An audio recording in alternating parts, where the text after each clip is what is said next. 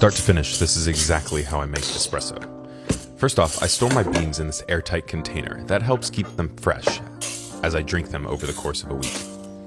I weigh out exactly 18 grams of beans. This is because I'm using a double shot of espresso. 18 grams is just a pretty standard dose for that. Once that's done, I'll put the container away and grab my little spray bottle. This is just water, nothing to be scared of, but basically inside the grinder, the burrs create a lot of static electricity, and the water helps dissipate that. So I'll grind the beans on a fine espresso setting. This has been dialed in previously, so I'm not going to adjust anything there. Go ahead and flick on the grinder, let that run for a second. As you can see, the ground's sticking to the back there. That's what's caused by the static electricity, so spraying the water just helps reduce that. While it's grinding, I'll usually grab my portafilter and wipe it out in case there's any moisture inside of there. And as soon as we are done grinding, as long as we get those last couple beans, we can go ahead and put the beans into our portafilter. I have a 58 millimeter portafilter, so the cup fits nicely in there.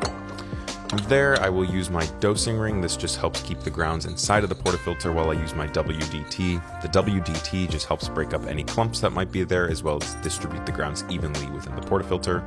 I'll give it a couple taps to settle it down below the lid, and then use this distributor, which flattens the bed in preparation for tamping, and then go ahead and use my tamper to tamp the grounds. After that, I'll chuck on a puck screen. This is just a little thin piece of metal that not only distributes water more evenly over the puck, but also keeps the machine a lot cleaner because now no espresso grounds are actually touching the group head. Since I'm going to be steaming this milk while I'm pulling the shot of espresso, I'll purge out the wand there just to make sure that water doesn't end up in my milk. Yeah, I'll lock in my portafilter, go ahead and adjust the scale so that I can see the time of the shot, and start my shot. Then I will grab my milk as well and make sure to aerate this for 5 or 6 seconds or so. That's what I found to be pretty good on my machine. And after that, I will lower the jug just a little bit in order to create that vortex and incorporate the milk.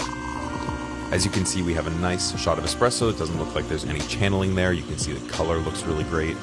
So we're just going to let that run, steaming the milk.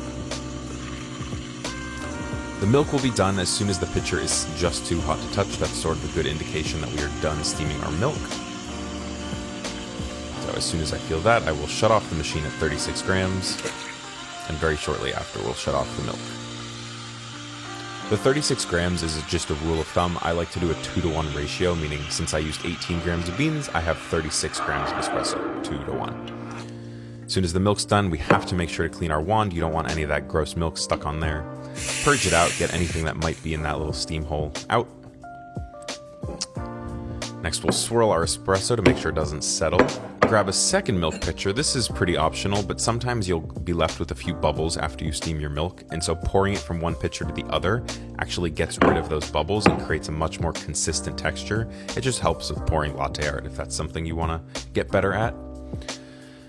Then we'll go ahead and pour the latte art. That's about it. We'll just let some milk fall through the crema before lowering the jug to the surface and attempting to pour something that looks relatively pretty.